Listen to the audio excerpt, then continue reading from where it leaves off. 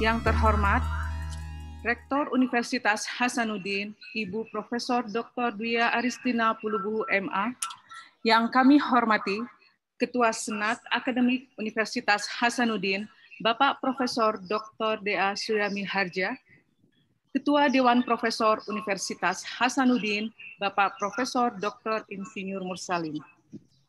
Yang kami hormati, para narasumber webinar hari ini, Bapak Profesor Dr. Insinyur Saleh Ali, MSc, Bapak Profesor Marzuki Dea, PhD, dan Bapak Profesor Dr. Amran Rasak, SE, MSc.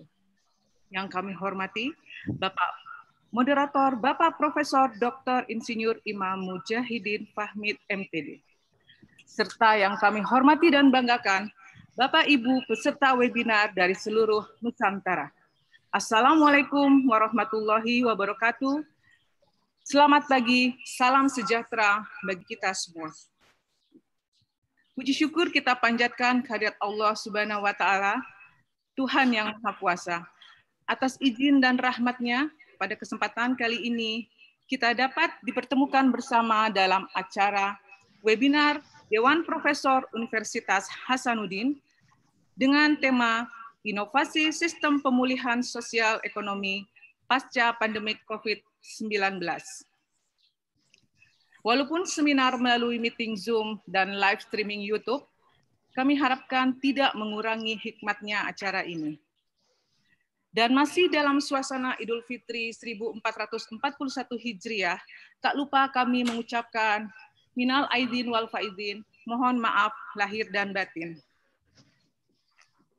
Sebelum kita mendengarkan pemaparan dari keynote speaker dan para narasumber, marilah kita mendengarkan sambutan dari Ketua Dewan Profesor Universitas Hasanuddin. Dengan hormat, kami persilakan Bapak Profesor Dr. Insinyur Mursalim. Bismillahirrahmanirrahim. Assalamualaikum warahmatullahi wabarakatuh. Waalaikumsalam warahmatullahi wabarakatuh. Yang saya hormati Ibu Rektor Profesor Dwi Aristina Pulubuhu, yang saya hormati Ketua Senat Akademik Profesor Dadang, narasumber Prof. Saleh Ali, Prof. Marzuki, dan Prof. Amran. Tak lupa saya ucapkan terima kasih yang setinggi-tingginya kepada Profesor Rabina sebagai Ketua Panitia dan moderator Prof. Iman.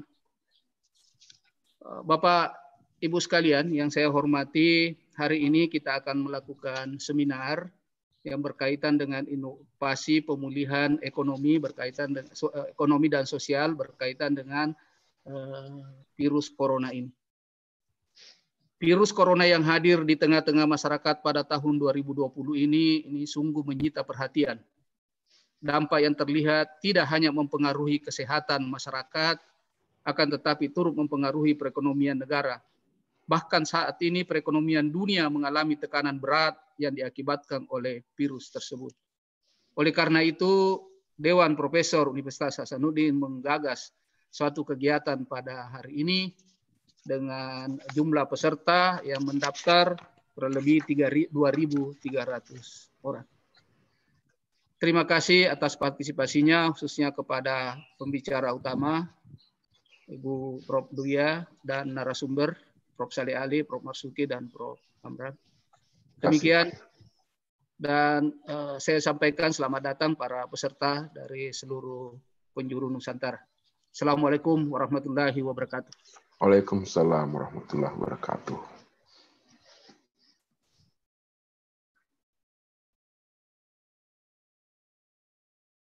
Terima kasih, Prof. Selanjutnya kita mendengarkan pemaparan dari keynote speaker, sekaligus kami mohon untuk membuka acara webinar ini secara resmi kepada Rektor Universitas Hasanuddin, Ibu Profesor Dr. Dwi Aristina Pulubuhu MA, dengan hormat kami persilakan.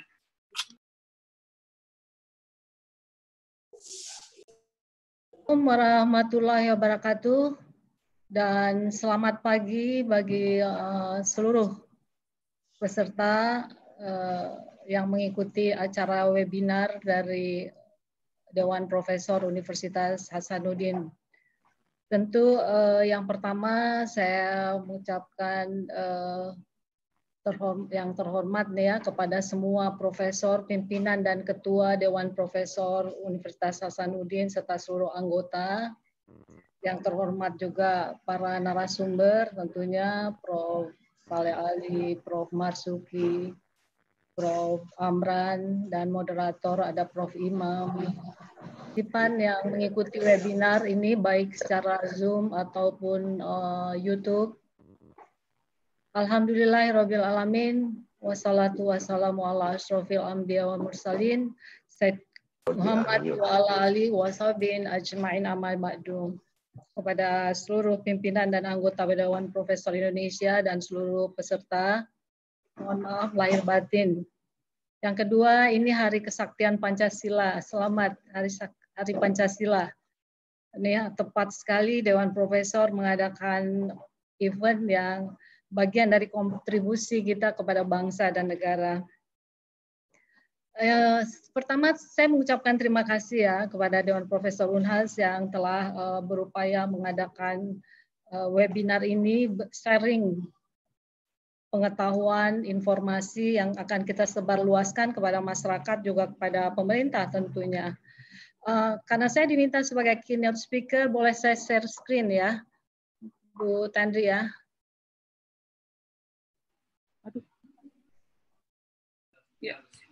Ya, silakan Prof. Apa bisa dilihat? Ya, sudah Prof, sudah tampil Prof. Oke. Saya punya sedikit catatan untuk pemulihan sosial ekonomi pasca pandemik atau COVID-19. Yang pertama, kita harus sepakati kapan itu pasca pandemi, karena kalau kita itu berbeda-beda kan, diperkirakan dalam 4-5 bulan ke depan itu vaksin belum terjadi kalau ukurannya vaksin. Bahkan peneliti Oxford memang pernah menjanjikan Oxford University bisa dalam September, tapi para pakar, nanti ada Prof. Amran di sini, sebagian besar pakar memperkirakan paling cepat 12 bulan sampai 18 bulan setelah COVID itu muncul. Jadi kira-kira di pertengahan 2021 kan, kalau ukurannya tunggu itu maka suasana akan semakin terpuruk ya, telah memberi tekanan besar kepada kesejahteraan rakyat di Indonesia sendiri. Dari data Kementerian Ketenagakerjaan sampai tahun 2020 April kemarin ada 1.370.777 orang yang di-PHK, dirumahkan. 241.431 itu di PHK, termasuk juga ada beberapa yang lebih besar dirumahkan di sektor informal. Ini kan kalau menunggu vaksin kita akan makin terpuruk. Sekarang aja angka pertumbuhan ekonomi sudah turun di angka 2,9 ya, di 2,97. Oleh karena itu sudah tepat kita mengikuti tren dunia memasuki era new normal, era normal baru. Tapi tidak menunggu pasca pandemik, tapi bersama berdampingan dengan COVID-19 yang makin melandai. Menurut saya merupakan catatan situasi normal baru ini bukan kita kembali kepada situasi sebelumnya, bukan building back, tapi kita ikuti prinsip dari UNDP, bagaimana kita membangun ke depan dengan lebih baik, dengan protokol kesehatan yang baru, yang mengatur interaksi lebih sehat, dan sebagainya.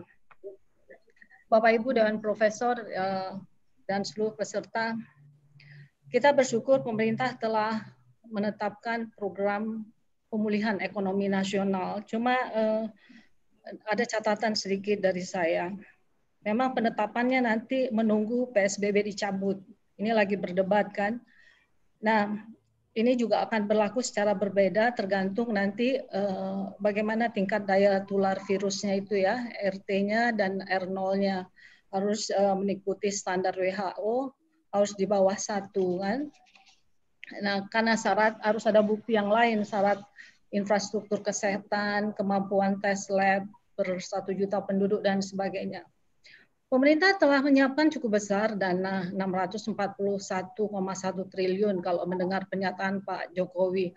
Tapi sangat disayangkan, catatan menurut saya, kenapa anggaran kesehatan hanya 75 triliun? Tidak berimbang, harusnya berimbang.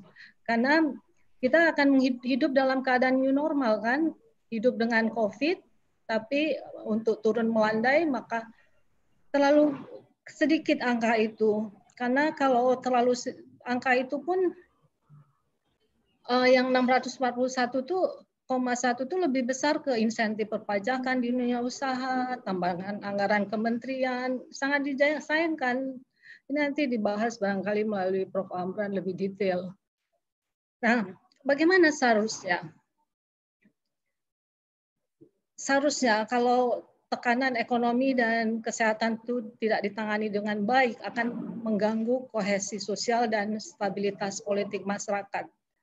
Nanti pada akhirnya mengganggu tingkat ketahanan bangsa, kerentanan bangsa. Oleh karena itu kita kan punya banyak perspektif ya, belajar dari berbagai pengalaman negara-negara yang mengalami krisis, krisis bencana, krisis pandemik dan sebagainya. Ambil satu perspektif aja dari Alexander. Yang pertama, di dalam manajemen bencana, pemulihan itu paling tidak ada 3 tujuan besar ya pasca krisis atau pemulihan. Yang pertama adalah kita melakukan perlindungan komunitas yang paling terkena dampak bencana. Tapi melindungi, mengantisipasi jangan sampai keberlanjutan krisis tetap berlanjut. Terus yang kedua memilih waktu. Waktunya yang seperti apa? Mau yang cepat atau bertahap? Itu sangat kontekstual. Yang ketiga harus ada kesepakatan bersama. Tujuan atau common objective dari pemulihan sosial ekonomi. Jangan sampai antar kementerian perbedaan tujuan yang prioritas. Kemudian antar daerah dengan pusat pun perbedaan perspektif dari segi tujuan. Ini menjadi catatan penting. Kalau kita bicara dari segi waktu, itu juga kehati-hatian. Yang pertama, dari segi ada satu perspektif soal window opportunity yang dari Comerio untuk melihat manajemen bencana ya. Kita lihat di dalam pemulihan itu harus kombinasi antara partisipasi masyarakat dan peran pemerintah. Kita mau ikut model mana yang udah berhasil dari pengalaman mereka pemulihan pasca bencana. Dengan kombinasi waktu misalnya. Ini saya adopsi dari beberapa pendekatan. Kalau di Cina, partisipasi masyarakatnya lemah, tapi peran pemerintah yang sangat kuat. Mereka menggunakan waktu dengan cepat, ya karena kemampuan militer, kemampuan sistem politik yang totaliter kan. Kita mau ikuti yang mana? Atau kita ikuti gaya India. Partisipasi masyarakat dan peran pemerintah sama-sama berimbang. Ya, atau Jepang sama berimbang, sangat ideal dengan pendekatan waktu bertahap dia, tidak dia deliberate approach, seksama kehati-hatian, tidak seperti Cina dengan cepat dalam 1 bulan membuat target dan sebagainya. Atau kita bisa ikuti pengalaman di Chili dalam penanganan pasca bencana yang mereka sudah lakukan dan punya pola. Partisipasi masyarakat dikasih maksimal dengan peran pemerintah yang maksimal juga dengan pendekatan effective balance. Jadi gabungan antara ada pemulihan yang harus cepat, ada pemulihan yang bertahap. Ini metode ini harus kita susun dengan baik. Tentu butuh para pakar, para profesor untuk membantu pemerintah membuat satu manajemen pemulihan sosial ekonomi yang tepat. Prinsip dasarnya menurut saya ya, secara sosiologis, pemulihan sosial ekonomi menurut saya itu bukan hasil, tapi adalah proses. Karena secara sosiologis saya melihat itu adalah proses adaptasi sosial. Sehingga dalam proses adaptasi itu harus menyeimbangkan apa yang dimau oleh masyarakat, apa yang dibutuhkan, dengan apa yang dibutuhkan. Jadi pemerintah harus cerdas menyeimbangkan apa yang diinginkan masyarakat, dunia usaha, dan apa yang sebenarnya dibutuhkan. Jadi nggak bisa semua. JPS itu juga harus bantuan sosial juga kehati-hatian. Tidak bisa generik programnya.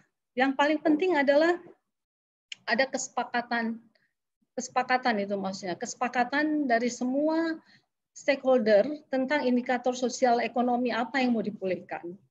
Itu disepakati dulu. Misalnya aspek sosial, jangan sampai terjadi konflik, kriminalitas meningkat, aspek demokrasi, aspek kohesi sosial, untuk aspek ekonominya, akses bekerja, produktivitas ekonomi semua sektor, pertumbuhan ekonomi, bagaimana juga dari aspek kesehatan, tingkat daya tular virus, fasilitas bed, kan 60 syarat WHO 60% bed di rumah sakit itu baru dikatakan new normal kalau sudah memenuhi untuk melayanan pasien COVID. Ini disepakati dulu di dalam menyusun program.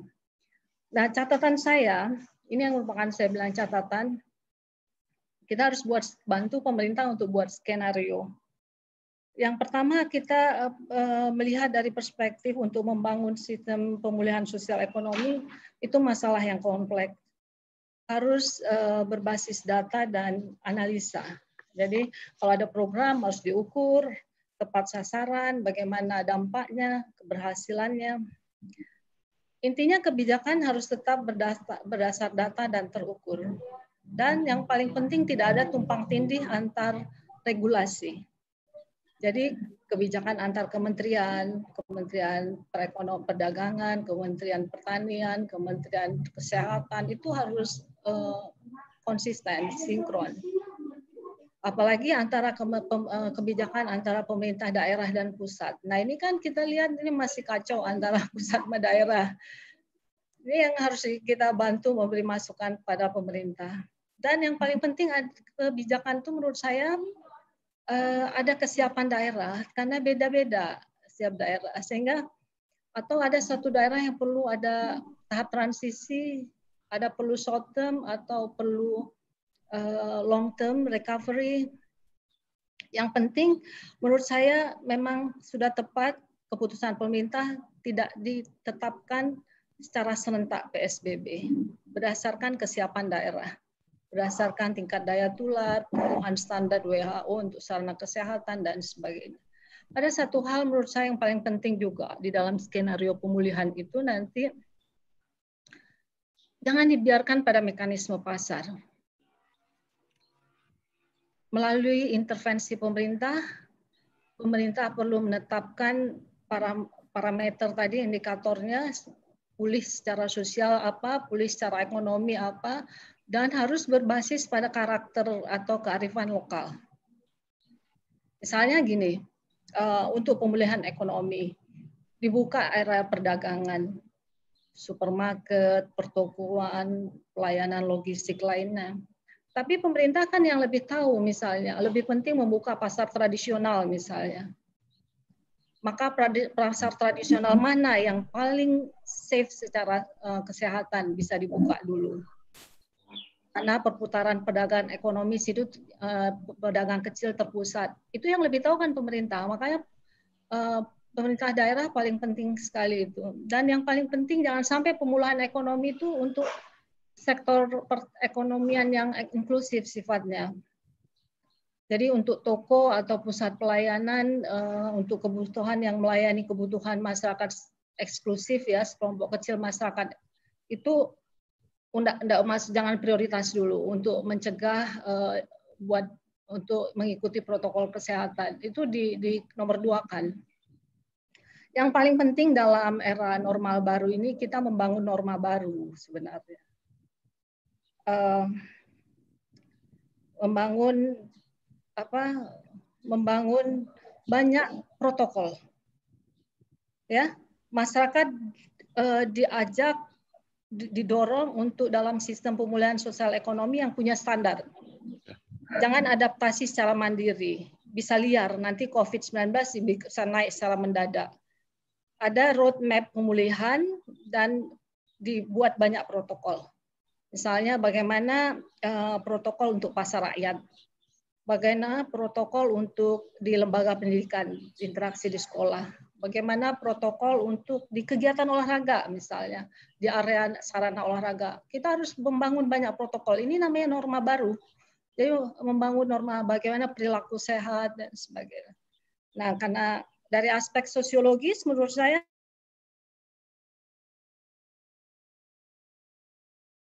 tentang disiplin.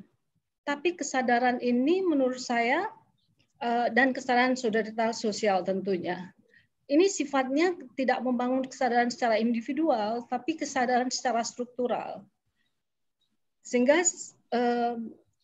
yang dibangun komunitas, norma, dan sebagainya, sehingga menurut saya penerapannya perlu mengkombinasikan antara penetapan sanksi yang tegas secara formal, penggunaan aparat militer, tapi melibatkan juga tokoh-tokoh masyarakat, tokoh budaya yang disegani di masyarakat lokal.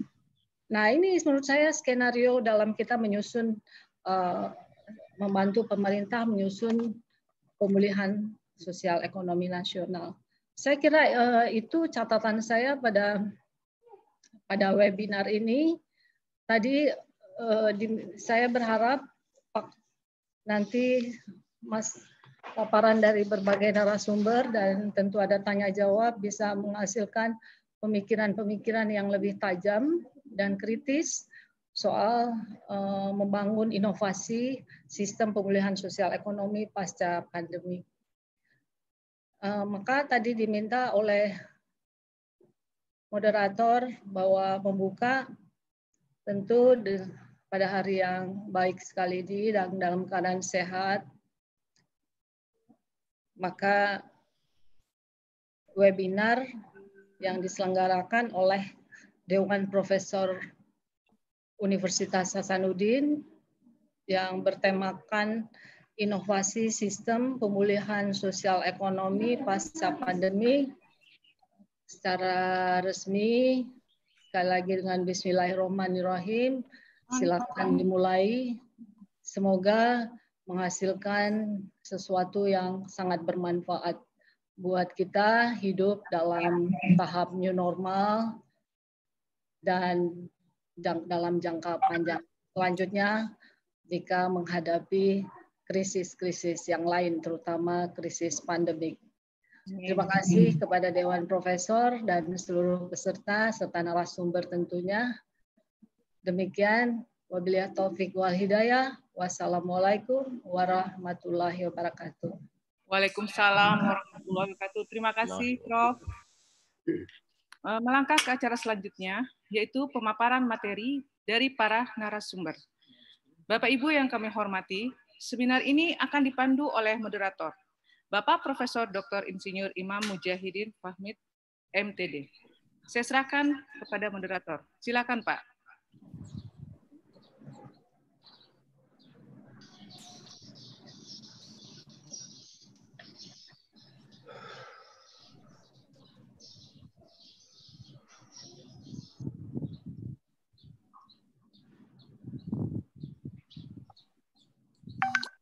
Tidak keluar suaranya, Prof.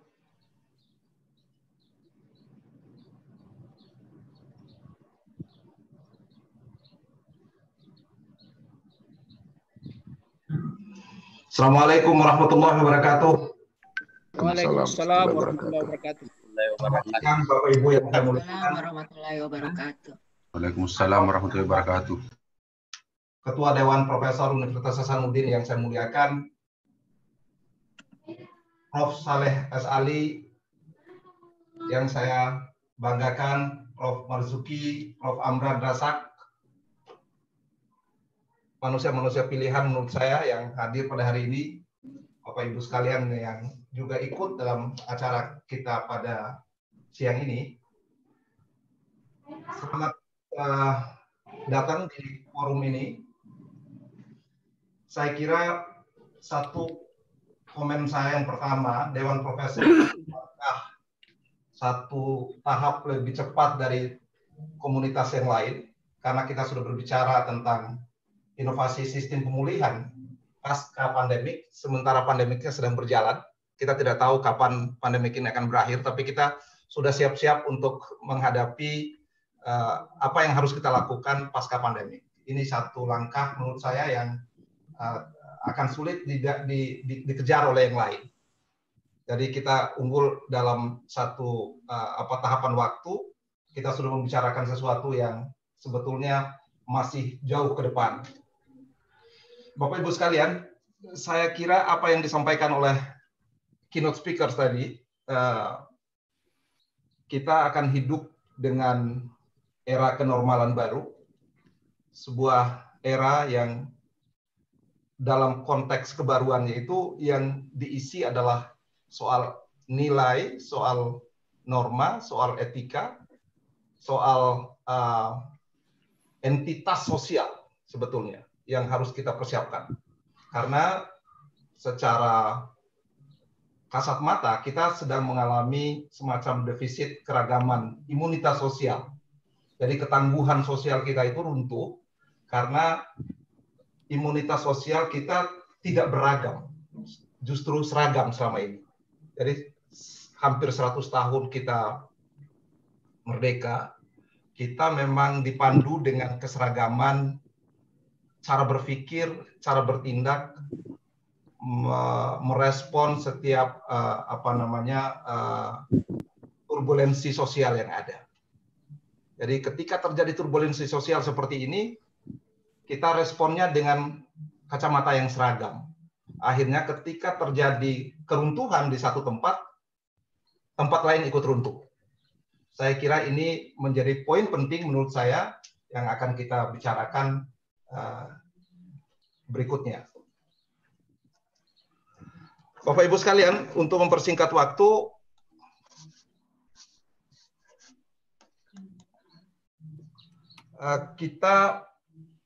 kita melihat dampak COVID yang paling serius sebetulnya terjadi pada 3 sektor utama. Salah satu yang paling serius adalah pertanian, UMKM, dan keuangan. Nanti dampaknya ke perhubungan, transportasi, lalu pariwisata, dan lain sebagainya. Kalau ini bisa dilihat, beginilah saya kira skema yang terjadi. Pertanian itu berada pada posisi di tengah-tengah. Dan yang paling potensial berkembang di kondisi saat ini adalah kimia, farmasi, dan alat kesehatan. Sektor makanan dan minuman, tekstil dan produk tekstil. Dan yang paling buruk adalah di jasa konstruksi, transportasi, pertambangan, dan lain sebagainya. Itu saya kira temuan-temuan sederhana kita untuk sebentar akan dianalisis dengan lebih mendalam oleh ketiga pembicara kita. Pada materi yang saya terima, Prof. Saleh Ali memulai dengan satu pertanyaan, bagaimana dampak COVID-19 terhadap psikologi, sosial, dan ekonomi, dan upaya menanggulanginya. Itu poin penting yang akan disampaikan oleh Prof. Saleh Ali. Kemudian Pak Prof. Marzuki akan membicarakan dampak terhadap ekonomi dan upaya inovasi yang harus dilakukan. Pak Prof. bagaimana mempersiapkan kehidupan kenormalan baru dan kebijakan sektoral. Untuk itu, saya ingin mempersingkat saja ini. Saya persilakan Prof. Syekh Saleh Ali 10 menit untuk menyampaikan asumsi-asumsi atau pemikiran-pemikiran inovatif untuk mengendalikan dampak COVID pasca COVID. Terima kasih. Saya persilakan Prof. Saleh Ali yang kesempatan pertama. Terima kasih Pak Imam, Prof. Imam. Assalamualaikum warahmatullahi wabarakatuh. Pertama-tama kita syukur hari ini kita bisa melakukan web seminar. Saya kira suatu model seminar yang lagi tren sekarang. Kita bisa share, tidak lagi dipengaruhi oleh faktor ruang fisik, space, tapi kita bisa dalam space yang lebih luas.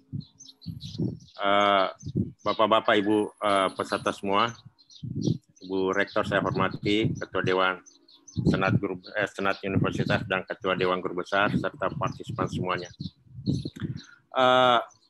Saya mencoba mungkin agak sedikit lebih mikro, yaitu tentang bagaimana menanggulangi dampak sosial. Saya mencoba membedakan antara ekonomi dengan sosial, walaupun sebenarnya dua hal ini tidak terpisah. Tapi saya mencoba melihat dalam perspektif sosial saja. Next, please. Coba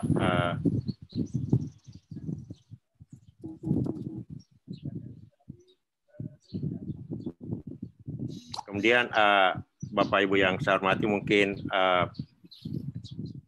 signalnya tidak terlalu baik atau suaranya tidak baik karena saya ini berada di daerah remote. Jadi lagi mengisolasi diri di tengah persawahan. Suaranya jelas. Jadi yang ingin saya sampaikan bahwa persoalan, oke, terima kasih. Yang saya ingin sampaikan bahwa masalah pandemi bukan sesuatu yang baru sebenarnya. Hanya selang waktunya terjadinya pandemi itu yang membuat kita sepertinya tidak siap untuk menghadapi pandemi. Di dalam catatan yang saya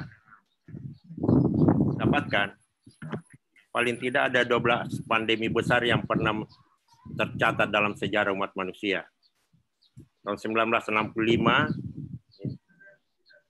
bukan, 165 tahun 165, di lebih 2000 tahun yang lalu, itu sudah terjadi pandemi yang dengan wabah Anthony yang menyerang Asia Kecil, Mesir, dan Yunani, dan Italia.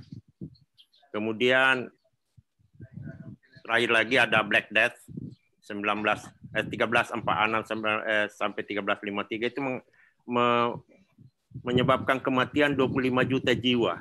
Jadi kalau kita bandingkan dengan sekarang ini yang dengan kematian karena pandemi corona, itu masih jauh lebih kecil pandemi corona dibanding dengan apa yang terjadi pada masa lalu, menciptakan kematian sampai 25 juta.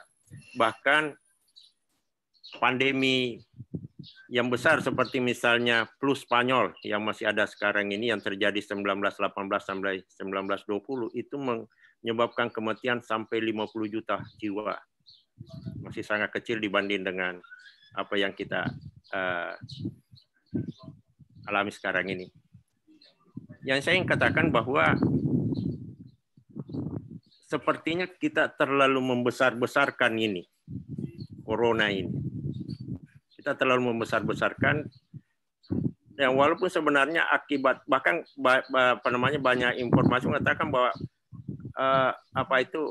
demam berdarah masih jauh lebih banyak korbannya dibanding dengan corona kalau kita bandingkan di Indonesia, kalau kita sebut di Indonesia. Jadi persoalan yang kita hadapi sekarang ini sebenarnya persoalan kekhawatiran yang terlalu besar terhadap corona ini. Ingat, manusia mempunyai kemampuan untuk melakukan adaptasi terhadap perubahan-perubahan lingkungannya. Nah, kita di Indonesia sendiri yang pernah, pandemi yang pernah kita alami, ada kolera, ada campak, ada difteri, ada polio. Tahun 2014 baru kita dinyatakan bebas polio, ada flu Spanyol. Jadi sebenarnya pandemi itu menurut saya, pandemi seperti corona ini tidak harus dibesar-besarkan. Nah, saya ingin juga katakan bahwa corona walaupun saya katakan tidak perlu dibesar-besarkan atau tidak perlu ditakuti, juga membawa pesan memang sebenarnya secara sosial, psikologis, dan ekonomi. Ya. Tidak hanya membawa pesan penyakit atau kesehatan, tapi pesan psikologis, sosial, ekonomi, sampai pada pesan politik pun juga yang sekarang ini terjadi terakhir ini. Pesan psikologi sosial yang paling kita rasakan adalah ketakutan. Semua orang takut terhadap pandemi ini. Kita juga lebih panik. Dan juga sepertinya ada ketidakberdayaan kita. Kita seperti mau pasrah dengan apa yang kita hadapi sekarang ini. Kita juga saling curiga. Kita tidak tahu siapa yang ada di sekeliling kita yang sudah terkena atau belum. Kriminal. Dan yang paling menurut saya yang sangat ini sekali adalah ketidakpedulian. Tadi Ibu Rektor mengatakan perlu ada kesadaran sosial. Ya, saya kira betul bahwa kita perlu ada kepedulian sosial untuk menghadapi persoalan COVID ini. Tapi demikian, COVID membawa pesan-pesan negatif seperti saya katakan tadi, juga mempunyai pesan kebaikan. Kita mengajarkan kita bagaimana hidup bersih, dan teratur, kerukunan keluarga, walaupun sekarang ini sudah banyak orang yang sudah bosan tinggal di rumah, ingin keluar, orang tidak banyak di jalan, traffic jam berkurang, dan IT semakin. Nah, apa reaksi kita terhadap pandemi ini? Pertama, kita bicarakan apakah lockdown atau tidak lockdown. Ada 3 minggu, bahkan mungkin berapa sampai 4 minggu itu kita bicara lockdown atau tidak lockdown. Tapi akhirnya pemerintah memutuskan tentang pembatasan sosial berskala besar. Nah, pertanyaan yang sebenarnya saya ingin ajukan sini adalah apakah efektif pembatasan sosial itu berskala kota atau tidak? Karena yang kita lakukan sekarang ini adalah pembatasan sosial berskala besar berbasis kota. Kota Jakarta, Surabaya, Kota Makassar, itu adalah berbasis kota. Ya menurut saya, karena kita ini adalah negara kepulauan, maka PSBB itu harus berdasarkan pada pulau, berbasis pulau. Nah ini yang saya tidak tahu apakah dipertimbangkan dalam pemutusan pembatasan sosial berskala besar itu. Kita lebih banyak memutuskan berbasis kota, dan apa yang terjadi? Saya kira tidak ada satu daerah pun yang PSBB-nya hanya 1 kali, tapi semua diperpanjang sampai 3 kali, mungkin ada 4 kali lagi. Nah, kemudian pembatasan interaksi sosial, kita sudah tahu semua, social distancing, pembatasan pergerakan, pembatasan kehidupan sosial, budaya, keagamaan, work from home dan study from home, dan proteksi diri, masker. Ini ada masker saya pegang ini, yang saya sering pakai. Tapi ada pertanyaan yang saya sampai hari ini belum juga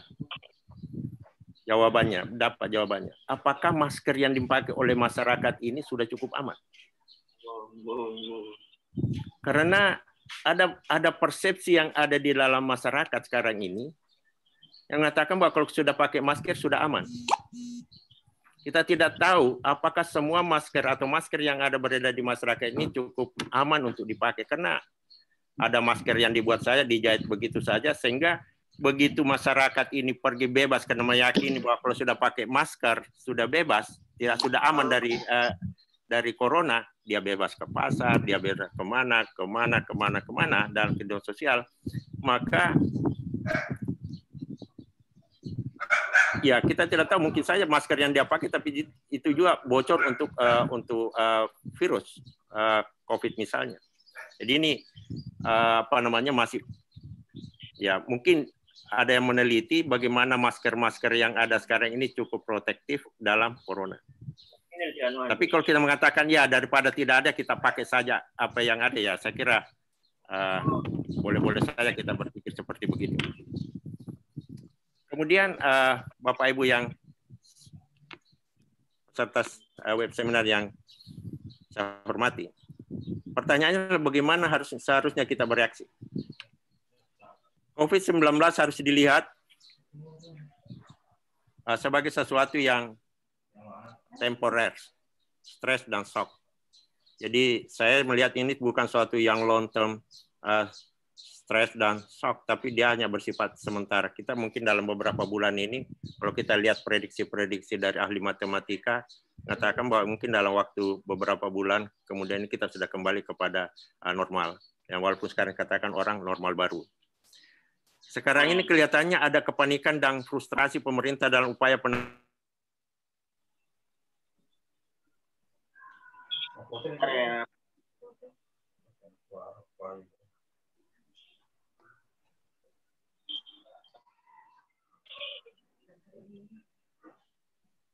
Halo, Prof. Saleh. Nampaknya ada. Halo, Prof. Saleh. Sama jelas. Ya.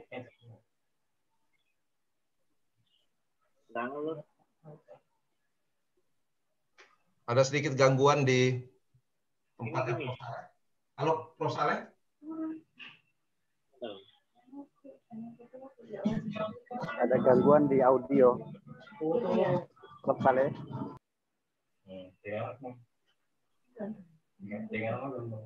Halo Prof. Saleh, kami tidak bisa mendengar suara Prof. Saleh.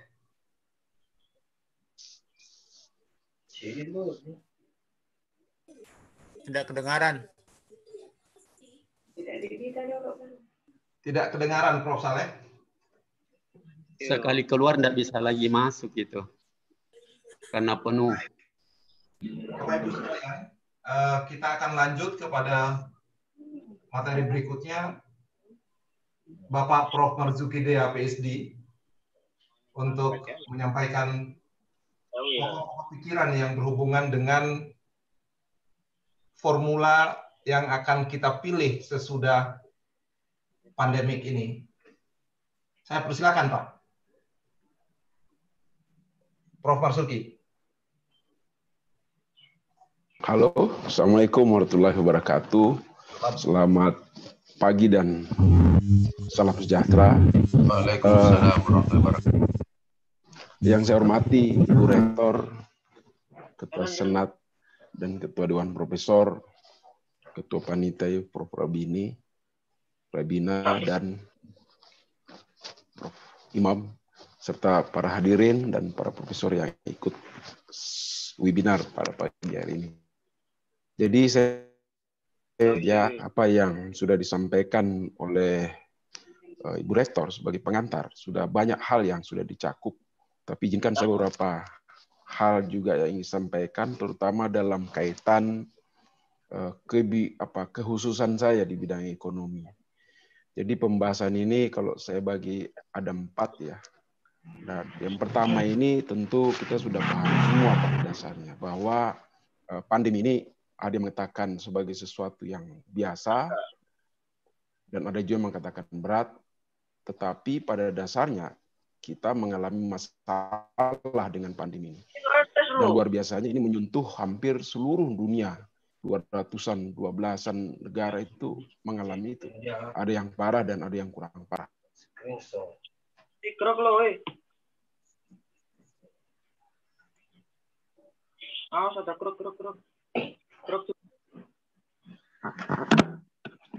Ya, agak tahu sih ya.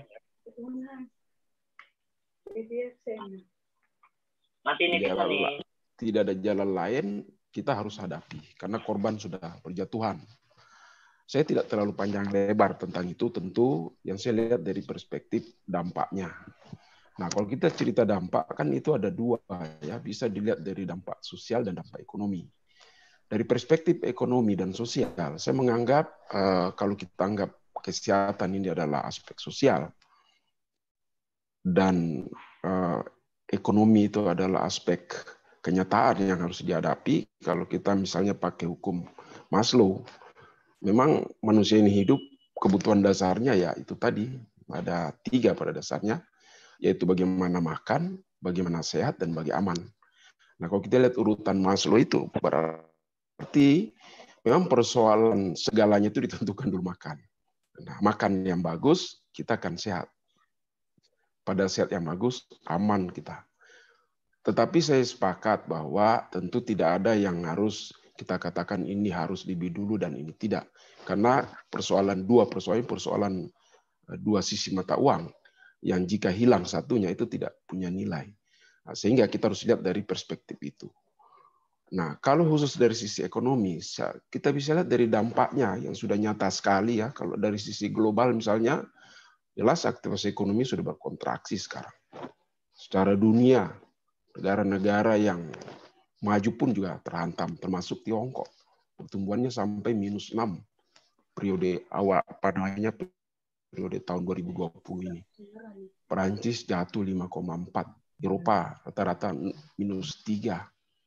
Ya, yang termasuk Singapura yang masih bertahan positif, ya syukur. Indonesia juga masih lumayan, ya Korea Selatan, Vietnam dan sebagainya. Tapi pada dasarnya persoalan ekonomi itu kita ukur dari 4 sisi itu, penganggurannya naik, ya tentu kemiskinan, harga komoditas di pasar internasional jatuh, dan yang paling kita takutkan adalah volatilitas sektor keuangan kita yang luar biasa.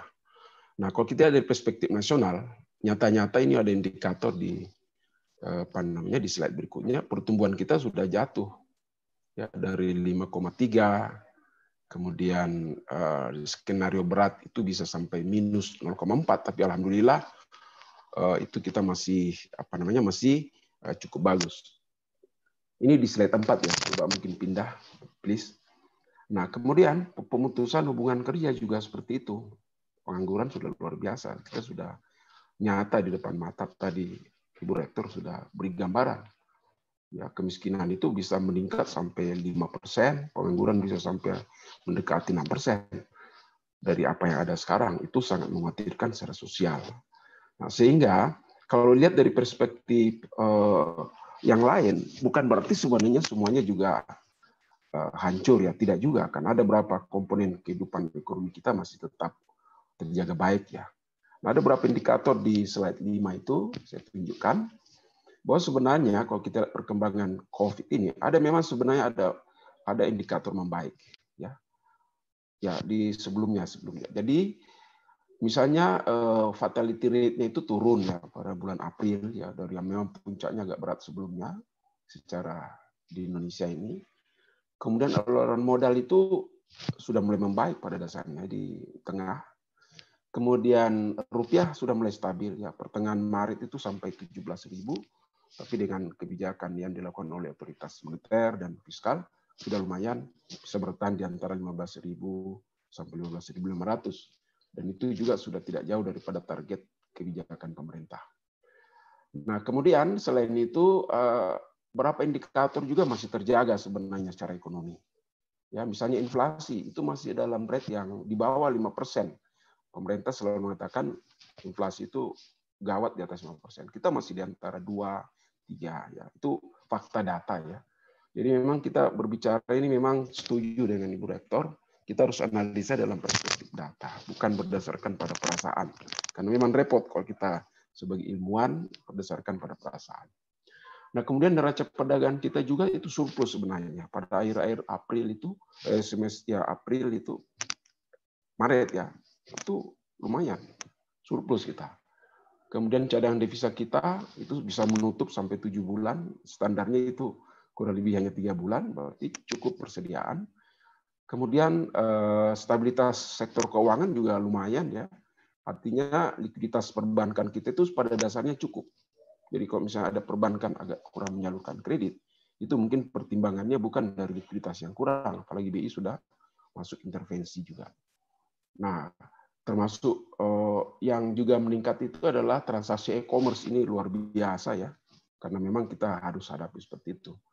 Nah, sehingga tentu kita bertanya sekarang, dalam kondisi ada yang buruk, ada yang baik, bagaimanapun otoritas pemerintah harus ikut campur. Bagaimana harus dihadapi? Yaitu slide 7. Nah, dari program pemerintah, kita bisa lihat ada 3 rupanya target yang diinginkan. Yaitu kesehatan, kemudian bantuan sosial, dan stimulus fiskal. Dari struktur berpikir logik, kelihatannya cukup representatif. Tapi memang mungkin yang dipertanyakan tadi Bu Rektor, itu persoalan kesehatan kenapa sedikit sekali dibanding yang lain, misalnya masalah pemulihan ekonomi, termasuk bansos. Nah, itu mungkin masalah kritis yang perlu diperhatikan. Karena kita katakan ini adalah persoalan kesehatan, tapi kenapa yang disentuh bukan itu dulu, tetapi lebih banyak yang lain. Tapi mungkin ada pertimbangan indikator yang dilakukan pemerintah, sehingga kita sebagai pihak yang di luar itu berhati-hati menyikapi ini, karena kalau tidak juga kita salah kaprah, justru tidak menjadi bagian daripada pihak yang membantu. Kemudian kita lihat ada beberapa gambaran di slide 8. Itu ada saya gambarkan saja bahwa pemerintah sebenarnya sudah secara aktif, tapi ini memang pendekatan konvensional. Kebijakan-kebijakan ini sangat konvensional.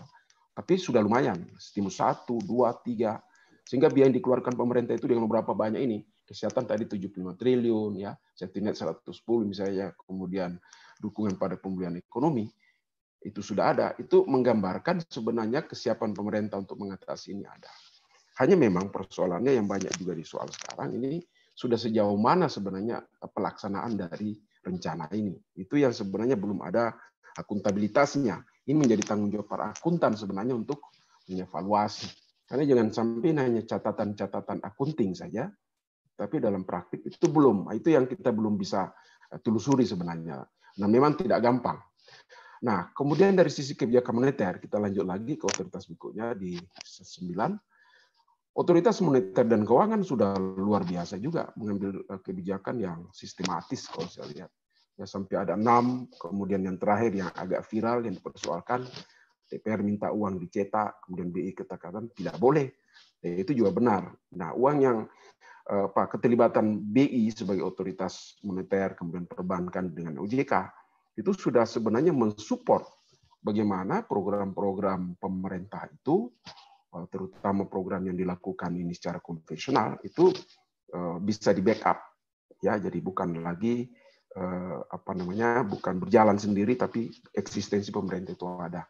Dan kalau tidak salah itu BI sudah mengumumkan hampir 530-an triliun untuk mensupport itu. Tapi sekali lagi itu bukan dalam bentuk uang, tetapi dalam bentuk bagaimana beberapa kebijakan itu mendorong sektor perbankan itu mempunyai likuiditas yang cukup sehingga selanjutnya bisa disalurkan dalam bentuk kredit misalnya, atau mungkin bentuk kegiatan-kegiatan lain. Nah, hanya ini memang perlu dievaluasi. Sekali lagi yang kritisnya adalah sejauh mana ini jalan. Apakah betul-betul sudah jalan? Karena banyak keluhan juga daripada pelaku-pelaku ekonomi, termasuk industriawan, termasuk para UKM, itu mengatakan ada relaksasi, ada pemotongan, ada ini, tapi itu terkadang saya lihat itu komunikasi politik daripada masing-masing otoritas ini masih parsial. Seharusnya ini kompak. Nah, jadi persoalan yang kita hadapi sekarang, ini kita rekap saja, Pak. Jadi rekap kebijakan kita itu luar biasa besarnya, sampai 641 triliun untuk ekonomi. Nah, pertanyaan terakhir saya adalah, apakah kebijakan ini cukup atau belum? Saya pikir belum cukup. Sehingga kita perlu melakukan satu inovasi kebijakan. Inovasi kebijakan oleh pemerintah itu disebut sebagai paradigma. Saya menganggap pemerintah sudah mengeluarkan paradigma pembangunan dalam era new normal. Itu disebut dengan era new normal. Nah, persoalan yang dihadapi itu macam-macam. Ini ada 5 shifting yang kita lakukan. Ekonomi, kemudian kita jangan tergantung dengan impor, kemudian pembatasan keagamaan budaya, perkantoran, dan sebagainya. Nah, sehingga memang pemerintah harus mencari solusi baru. Solusi baru itu adalah kebijakan inovasi. Tampaknya pemerintah percaya new normal adalah paradigma baru yang ingin disampaikan. Hanya pertanyaannya adalah, apakah paradigma ini, new normal ini adalah paradigma baru yang bisa diterapkan untuk bisa dilaksanakan? Karena syarat untuk melaksanakan new normal itu tidak mudah.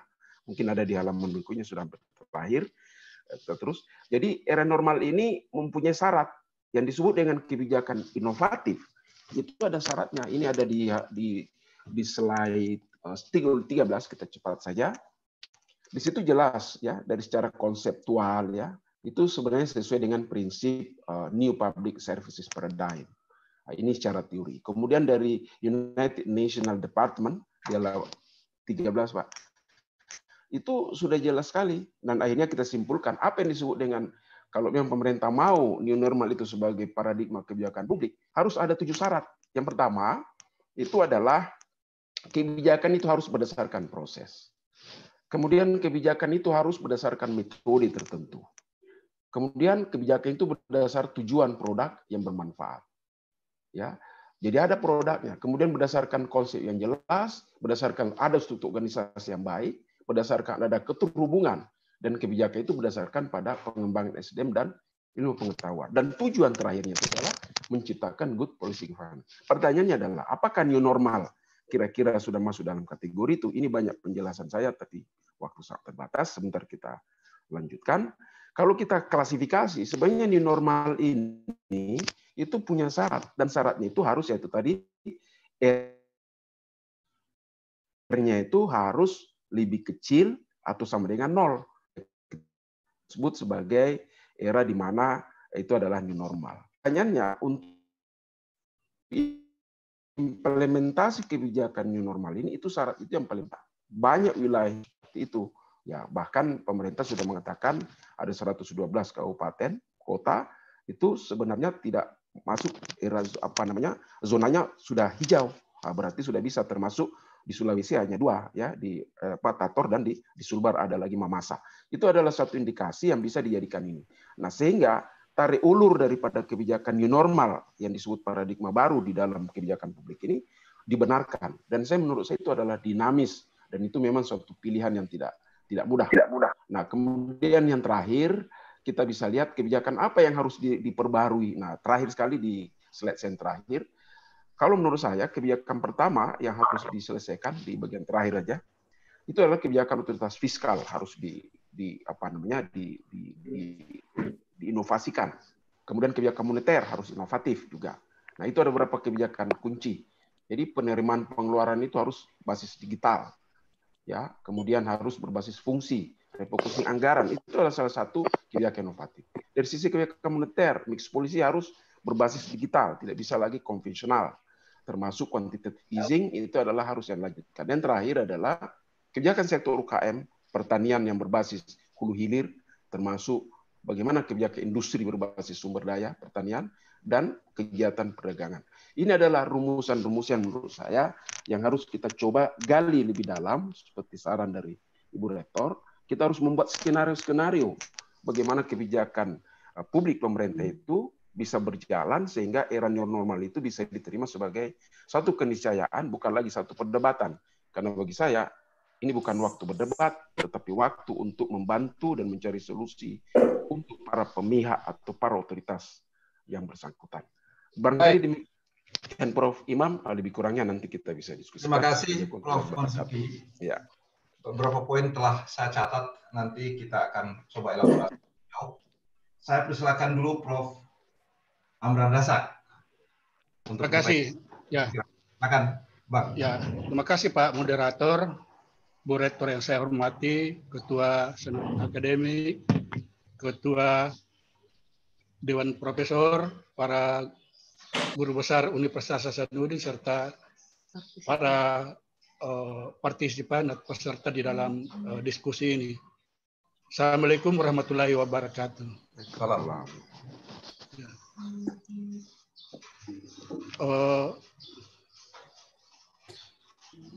Ya, barangkali anda slide-nya.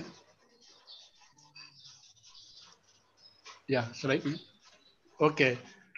Jadi saya mencoba untuk mematahkan satu teori yang mana berdasarkan tadi sudah dikemukakan oleh keynote speaker sampai kepada dua panelis lainnya bahwa selama ini ada stigma bahwa pembangunan ekonomi itu sepertinya terpisah dengan pembangunan kesehatan. Kita sebut sebagai mutual eksklusif, padahal sebenarnya bisa selaras. Ini yang akan saya jelaskan dengan dua kurva nanti, dengan dua teori, dan itu yang dilakukan dalam menghadapi pandemi COVID-19 di dunia. Slide berikutnya. Jadi ini isi konteks yang saya bicarakan, ada pengantar, palu dan tarian di Indonesia, harga bayangan dari risiko infeksi, juga intervensi kebijakan sektoral, serta teori mengenai laissez-faire dengan kebijakan optimal. Berikutnya. Jadi selama ini kan tadi sudah dikemukakan dulu oleh para narasumber bahwa kita ini gundah gulana. Mengapa kurva COVID-19 ini tidak juga merunduk, melandai, sehingga kita juga tidak bisa menunggunya, sehingga kita mengambil satu kebijakan bahwa kita harus melakukan sesuatu supaya kita tidak merana, tidak kesepian, tidak mengalami dampak dari COVID ini yang bisa kepada mengganggu kesehatan mental kita. Nah, dalam konteks ini saya menjelaskan tadi dua kebijakan kesehatan itu sebenarnya adalah bisa searah dengan kebijakan ekonomi yang kita sebut sebagai tidak mutual eksklusif. Saya juga mencoba menjelaskan nanti bagaimana strategi epidemiologis di dalam The Hammer and the Dance ya dari Puego ini, kemudian juga memakai kebijakan-kebijakan apa bisa diambil tadi banyak dibicarakan juga oleh Pak Marzuki, yang sebenarnya adalah eksternalitas ekonominya bagaimana, eksternalitas kesehatannya bagaimana, porsi positif negatifnya bagaimana dalam teori Asensa bersama teman-teman. Berikutnya. Slide berikutnya. Jadi kelihatannya pemerintah mengikuti dua strategi atau 2 fase yang banyak dipakai di negara-negara lain menghadapi pandemi ini ya. Jadi pada mulanya kita merespon dengan tahap konfirmasi yang kuat. Sementara itu kita membatasi kegiatan ekonomi. Kita mengambil berbagai kegiatan termasuk di dalam proses lama dari lockdown atau karantina atau setelah itu ambillah PSBB. Berikutnya. Nah, ini teori andalan ini telah digunakan oleh atau telah dibaca oleh lebih dari 40 juta kali ya, dan diterjemahkan ke dalam 20 bahasa mengenai teori The Hammer and the Dance. Nah, kalau kita lihat teori ini bagaimana tanpa intervensi, tanpa mitigasi, dengan mitigasi, dari sebenarnya bagaimana kita melakukan apa yang kita sebut sebagai memalu, setelah memalu baru kita bisa menari.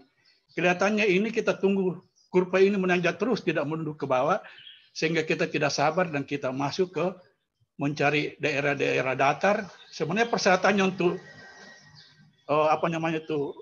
era baru ataupun namanya new normal ini harus datar dulu. Kan tidak datar tidak akan pernah, karena tetap normal, ekonominya nanti normal, orang-orangnya tidak sehat, akhirnya ke belakang lagi, biaya ekonominya lebih tinggi karena banyaknya orang yang jatuh sakit akibat COVID-19.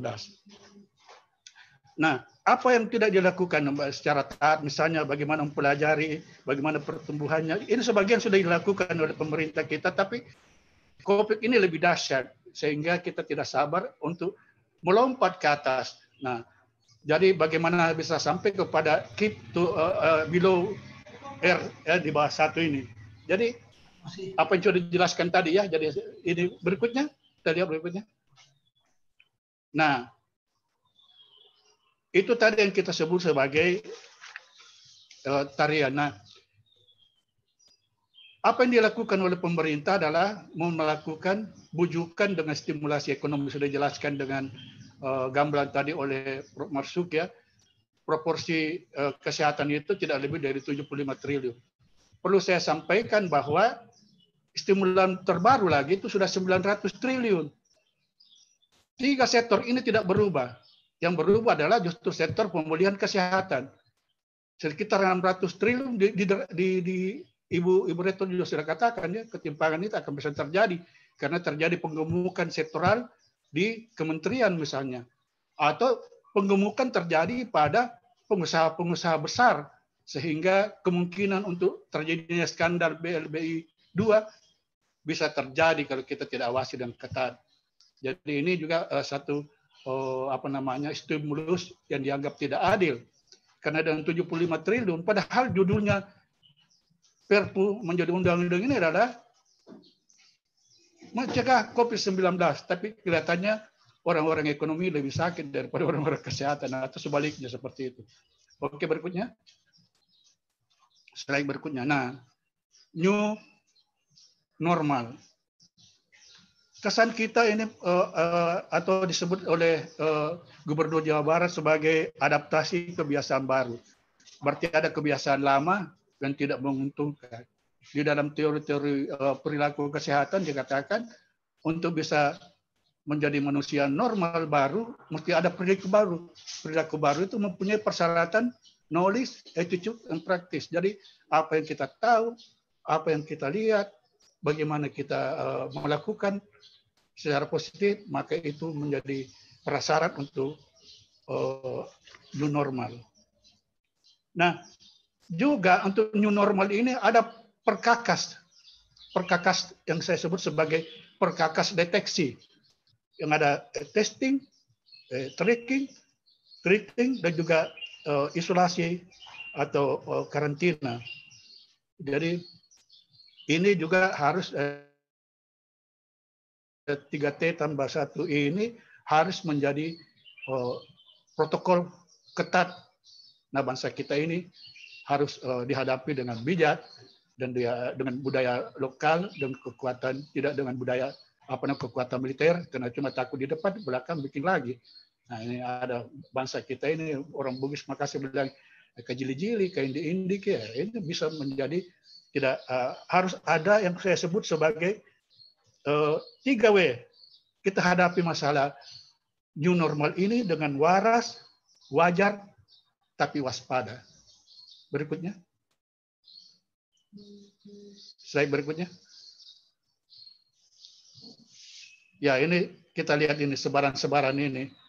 Sebaran-sebaran ini tadi sudah dijelaskan oleh slide sebelumnya tadi adalah sudah dijelaskan dengan gamblang oleh Prof. Marzuki. Ya, ini sudah dijelaskan. Cuma kita jadi kaget bahwa seperti kekhawatirannya Ibu Rektor tadi, bahwa ini penggemukan terjadi untuk kimia farma, untuk Bulog, untuk PLN, untuk BUMN Karya, untuk kereta api. Sudah ditalangi tapi juga naik juga. Aduh, ini betul-betul ekonomi kita ini bisa semrawut kalau tidak diatur dengan baik. Jadi sektor-sektor yang dikatakan oleh Pak Prof. Marzuki tadi itu justru diberi tidak hanya bukan duit tapi juga beri dana yang kita lihat. Jadi sektor-sektor seperti perkereta apian ini memang menguasai hajat hidup orang banyak. Cuma skenario ini perlu dicermati lagi oleh teman-teman para ahli transportasi atau para ahli pangan di kampus kita. Berikutnya. Jadi harga bayangan risiko infeksi ini hanyalah menunjukkan bahwa setiap tindakan mempunyai risiko. Dan setiap risiko itu berisiko terhadap ekonomi, terhadap kemaslahatan manusia, baik secara ekonomis maupun secara fisikal. Jadi kita harus tahu berapa harga bayangan risiko infeksi kalau kita terserah kamu. Apa namanya itu RRO apa tuh ya RRO ya. Jadi kalau itu dilakukan, apakah tindakan itu justru secara risiko infeksi lebih besar atau tidak? Nanti kita akan lihat pada kajian berikutnya. Selanjutnya, nah inilah dia. Jadi apa ya dari Pak Prof. Runju Harun tanyakan sama saya, apa yang ingin Prof sampaikan sebenarnya adalah intervensi kebijakan sektoral.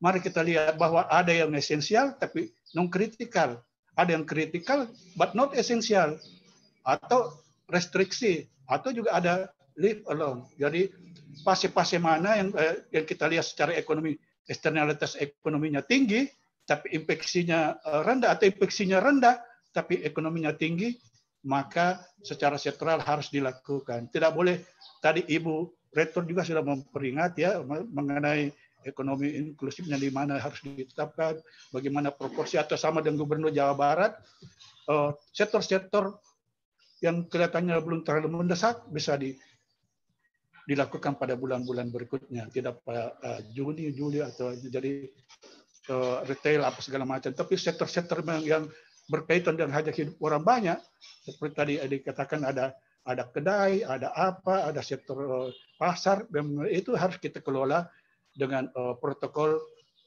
yang ketat. Berikutnya. 1 menit lagi, Prof. Amran. Ya, oke. Berikutnya.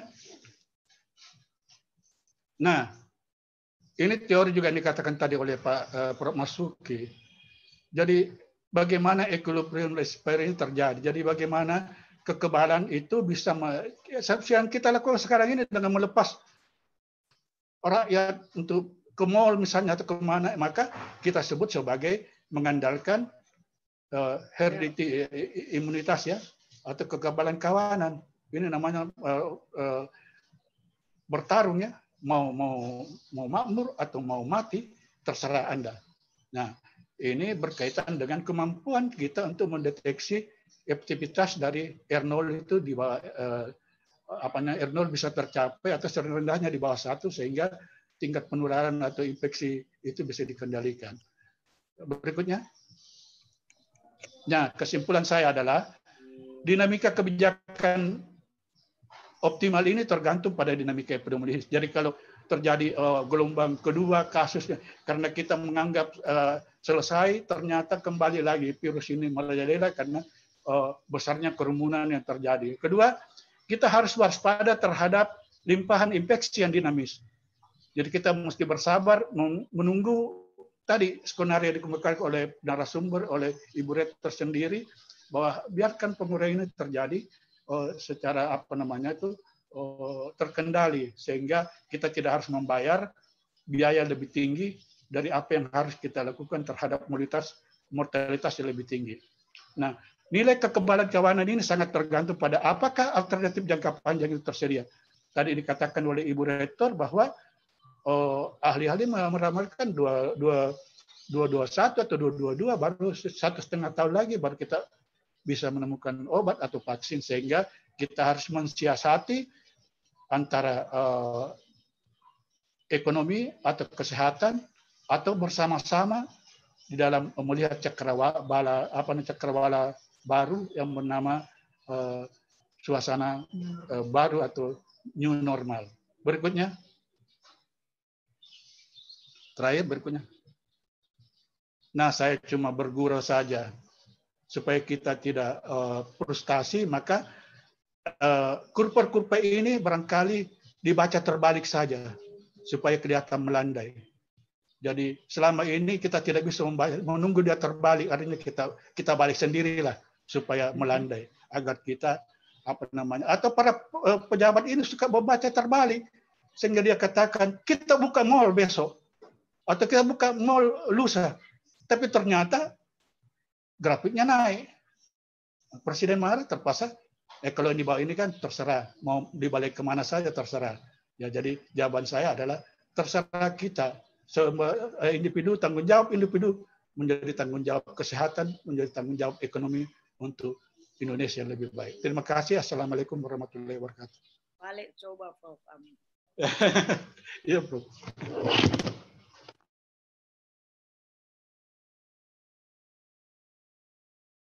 Bapak Ibu sekalian, kita telah mengikuti 3 narasumber, Prof. Saleh, Prof. Marzuki, Prof. Amran. Ketiganya telah memberikan pandangan, ditambah dengan keynote speaker dari Ibu Rektor. Saya perlu menggarisbawahi beberapa hal. Saya kira cukup penting juga pesan yang disampaikan oleh Ibu Rektor sebagai keynote speaker. Yang pertama, menghadapi new normal dibutuhkan sebuah pemikiran yang bijak. Itu pesan beliau. Dengan melibatkan berbagai aspek kehidupan bangsa. Yang kedua, perlu membangun penanganan masalah ini secara kompleks dan transparan. Yang ketiga, harus berbasis pada kearifan lokal masing-masing pemerintah daerah. Itu poin-poin yang saya kira patut menjadi pijakan bagi kita untuk mempersiapkan rumusan bagaimana inovasi kebijakan sesudah pandemik ini usai. Poin yang lain yang berasal dari narasumber adalah, pertama dari Prof. Saleh, COVID-19 ini membawa pesan, tidak hanya membawa pesan penyakit di bidang kesehatan, tetapi juga pesan psikologis dan pesan sosial. Yang kedua, perlu ada konsistensi kebijakan dan pelibatan stakeholder. Yang ketiga, harus dibangun dengan komunikasi yang baik. Yang ketiga, yang keempat adalah perlu ada optimasi peran masyarakat. Itu dari Prof. Saleh. Dari Prof. Marzuki,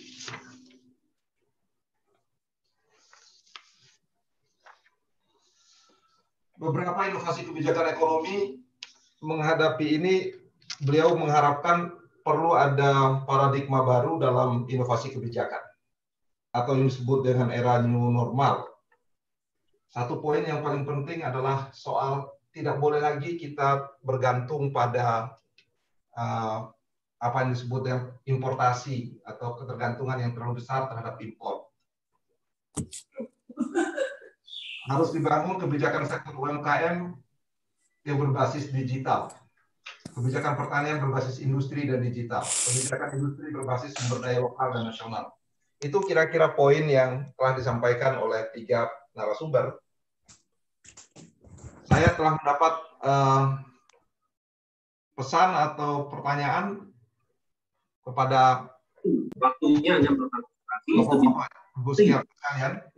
Tujuannya apa? Supaya nanti pada saat peserta webinar Anda masuk ke area webinar, speaker mereka langsung mati, jadi tidak mengganggu. Halo. Anak ya Pak, teriak-teriak. Yang pertama, pertanyaan dari Fitriani Suhendra. Dalam kondisi pandemik yang masih berlangsung, strategi atau model nyata apa yang bisa ditawarkan? Itu pertanyaan pertama. Sekali lagi, ini ditujukan ketiga narasumber kita. Dalam kondisi seperti ini, strategi atau model apa yang bisa kita tawarkan kepada pemerintah untuk menyelesaikan persoalan yang kita hadapi? Pertanyaan kedua dari Ahmad Nur Rohim. Strategi apa yang harus digunakan pemerintah untuk menggairahkan kembali daya bangkit UMKM dan juga daya beli masyarakat pasca pandemi COVID-19? Dua pertanyaan untuk tiga panelis, tapi rupanya Prof. Saleh belum kembali sampai saat ini. Saya harap Prof. Amran dan Prof. Marzuki yang bisa memberikan jawaban pertanyaan ini. Saya persilakan Prof. Amran dulu, supaya bisa langsung lanjut. Saya persilakan Prof. Amran. Ya, terima kasih. Jadi di dalam teori The Hammer and the Dance itu, jadi ini the dance ya, tarian. Jadi di sinilah seni pemerintah mengelola COVID ini berdampingan diambil. Jadi yang beresiko tinggi terhadap penyakit atau itu jangan dulu disentuh sebelum kurva kita melandai ke bawah. Sedangkan yang berisiko rendah silakan diselenggarakan dengan berpegang kepada protokol WHO yang ketat itu untuk menghindari R0 di atas 1 atau 2 atau apa. Jadi, nah kemudian memang ada sektor-sektor yang berisiko kecil, tapi manfaat ekonominya besar. Seperti tadi dikemukakan oleh Prof. Marzuki, ya, misalnya seperti perbankan apa semuanya. Tapi seperti sekolah, ya, seperti sektor kesehatan, dua-dua itu harus hati-hati karena terjadi penumpukan massa dan di situ juga adalah bisa menjadi sumber penyebaran virus sehingga ada banyak pendapat ya. Dokter anak saja sendiri minta supaya sekolah itu jangan dibuka sebelum 2021 misalnya, seperti itu dia punya alasan-alasan epidemiologis yang berakibat mencegah gelombang kedua. Jadi pilihan-pilihan ini memang harus seperti kalau ditanya bagaimana, saya kira saya sependapat dengan teman-teman sudah dikemukakan oleh Prof. Marzuki, tapi teman-teman di ISEI kemarin itu sudah mengeluarkan 3 pilihan mengantisipasi keadaan. Yang pertama sudah dijelaskan dengan gamblang oleh Prof. Marzuki, digitalisasi. Digitalisasi ini harus dilakukan di sektor ekonomi. Kemudian Ibu Rektor juga sudah menjelaskan dengan tegas pemberdayaan ekonomi daerah. Ekonomi daerah ini kan di masa resesi saja kita tidak apa namanya itu tidak mudah terjebak di resesi dunia karena kekuatan ekonomi daerah kita yang tangguh.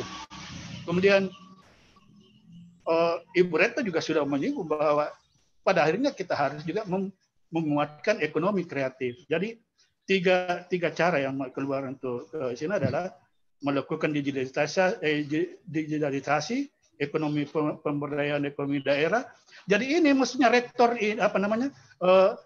pemerintah daerah, gubernur-gubernur ini harus juga berbicara, jangan berbicara COVID saja, tapi bersamaan berbicara bagaimana ekonomi daerah itu sudah tampil menengah itu. Ya. Kemudian yang ketiga adalah ekonomi kreatif yang selama ini mempunyai daya tangkap. Saya kira itu dari saya. Terima kasih. Terima kasih Prof. Abram. Saya persilakan Prof. Marzuki. 2 menit Prof. Marzuki.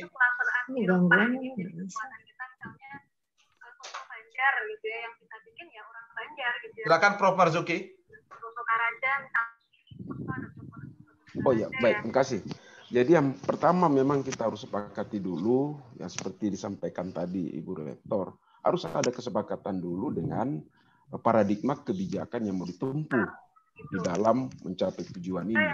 Kalau itu tidak ada payung besarnya, itu sulit sekali. Ada payung besarnya sebenarnya Perpu 1 2020 itu, tapi itu kan agak kontroversial sekarang. Tapi terlepas dari situ bahwa dimanapun juga di dunia ini kan sedang mencari formula kebijakan yang tepat sehingga itu bisa membantu menyelesaikan persoalan yang dihadapi. Singapura, Swedia, semuanya. Dan saya rasa new normal ini adalah memang bisa dijadikan satu paradigma yang bisa jadi acuan.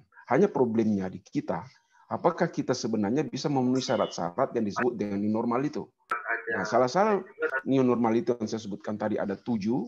Ya, diantaranya yang paling perlu diperhatikan adalah bagaimana menyertakan kebijakan itu menyertakan para pihak, terutama masyarakat. Dan masyarakat rela untuk melakukan dan terlibat di situ.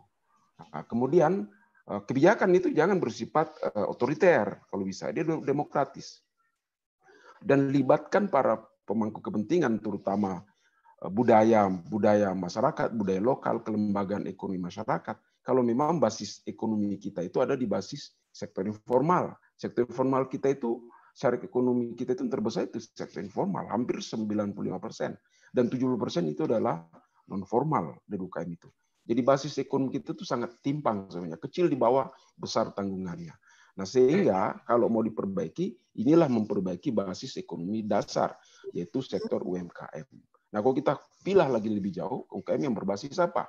Saya merasa itu adalah UKM yang berbasis potensi daerah, itu adalah sektor pertanian. Nah, sektor pertanian ini yang menurut saya sudah lama ingin di-drive melalui beberapa kebijakan, tapi tampaknya tidak sesuai dengan yang diharapkan. Sehingga kebijakan-kebijakan yang harus ditempuh pemerintah ini memang itu harus memenuhi syarat. Yang pertama, jelas dulu strategi yang mau diterapkan.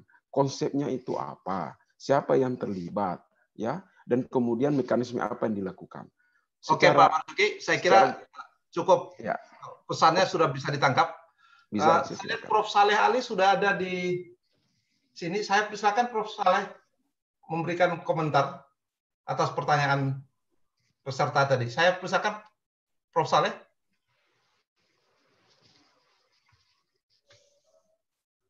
Prof. Saleh, kelihatan menghilang lagi. Baik, Bapak Ibu sekalian, masih ada satu lagi pertanyaan tambahan. Pak Imam. Oh, ya. Pak Imam. Prof. Saleh, ya.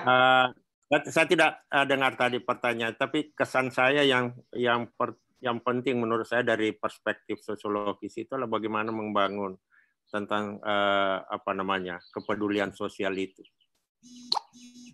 Ya. Jadi kita semua harus sadar. Ya, tadi Bu Rektor juga tentang kesadaran itu, tapi kalau saya lebih baik menggunakan sosial.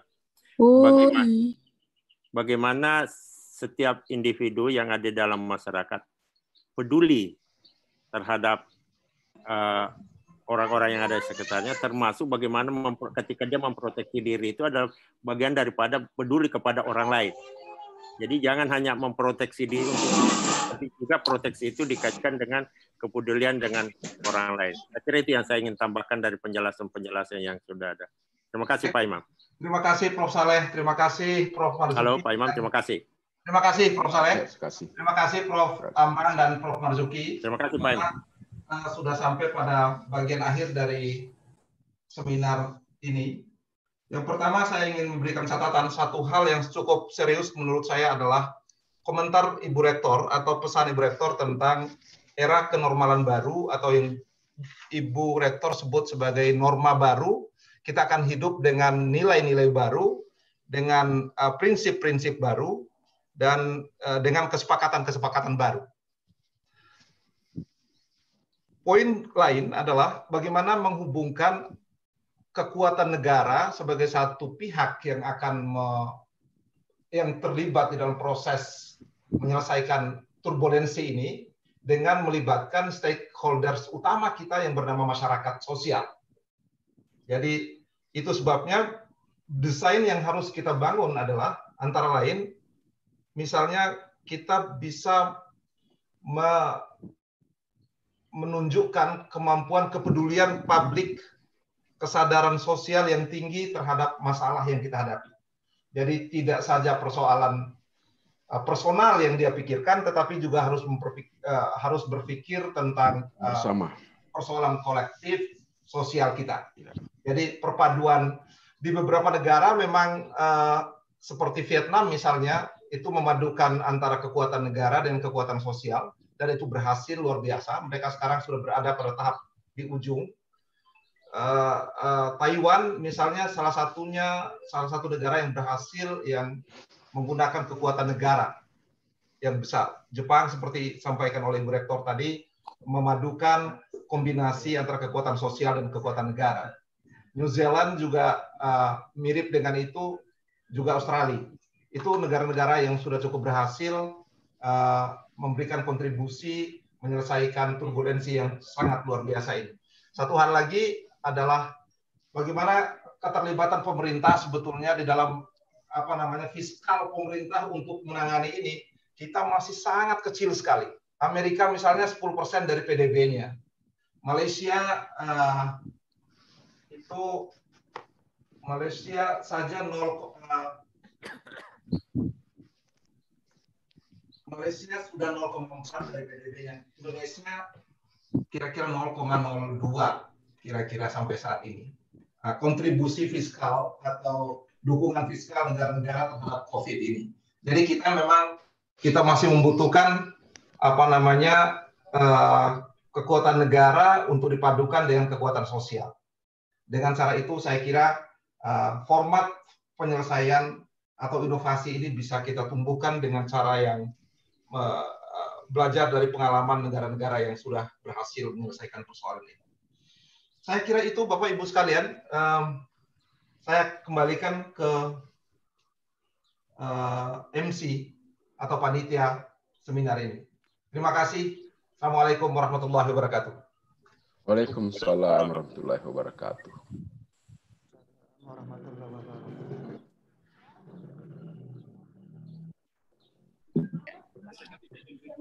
Halo. Saya perlu menyampaikan sedikit, Bapak Ibu sekalian. Peserta yang mendaftar sejumlah 2.300, tapi yang bisa masuk jadi peserta yang mendaftar di acara kita ini 2.300. Yang bisa masuk dalam space ini 300 orang. Tapi yang mendaftar dan yang menunggu ada 2.300. Jadi gaungnya luar biasa, bisa menghadirkan ribuan orang. Baik, saya. Ya, terima kasih, Prof. Demikianlah sesi pemaparan materi oleh para narasumber yang tadi dilanjutkan juga dengan sesi tanya jawab. Untuk mengakhiri seluruh rangkaian webinar ini, kami mohon Ketua Dewan Profesor Universitas Hasanuddin untuk menutup acara ini. Kepada Bapak Profesor Dr. Insinyur Mursalim, dengan hormat kami persilakan.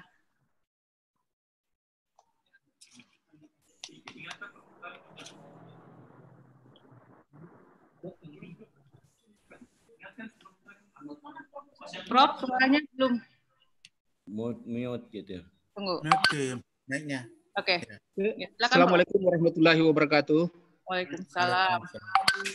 Sungguh luar biasa pertemuan kita pada hari ini, walaupun waktunya singkat hanya 2 jam, tapi membawa materi atau hikmah yang cukup untuk membangun negara kita ke depan.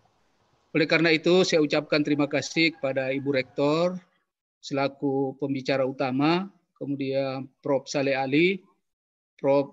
Marsuki, dan Prof. Amran Rasad, dan seluruh partisipan yang hadir pada hari ini.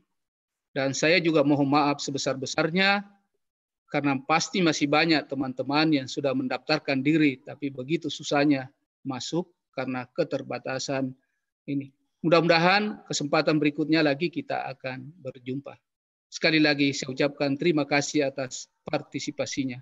Assalamualaikum warahmatullahi wabarakatuh.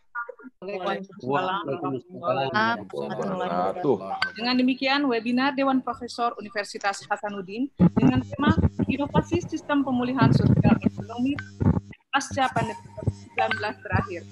Terima kasih kepada seluruh narasumber dan tentunya partisipasi Bapak Ibu serta terdekat bagi kita semua. Amin. Akhir kata, wabillahi taufiq wal hidayah. Wassalamualaikum warahmatullahi wabarakatuh. Waalaikumsalam.